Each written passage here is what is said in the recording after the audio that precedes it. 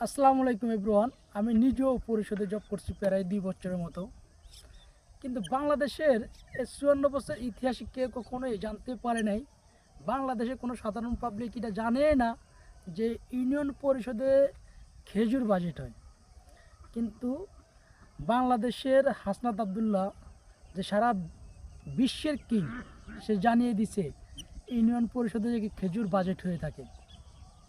আসলে হাসনাত আবদুল্লাহ ভাই, আপনি এরকম স্বচ্ছতা দেখায়া ভুল করতেছেন। যারা এতদিন আপনার পিছনে হাঁটছে, চিন্তা ভাবনা করছে, পদ পদবি দিলে কিছু মাইরাটেরা খাইব, সেটা আর হচ্ছে না ভাই। আপনি 42 মিনিট লাইভে যেই ঘটনা তুলে ধরছেন, মনে হয় না আপনার পিছনে আর কোনো নেতা থাকবে। মাঝে মধ্যে আমরা জানতাম পোটের গোস্ত বা দুম্বার গোস্ত বাজেট হয়, কিন্তু খেজুর বাজেট হয়, এটা বাংলাদেশের ইতিহাসে আপনি প্রথম প্রকাশ করছেন। আপনাকে স্যালুট জানাই হাসনাত আবদুল্লাহ ভাই।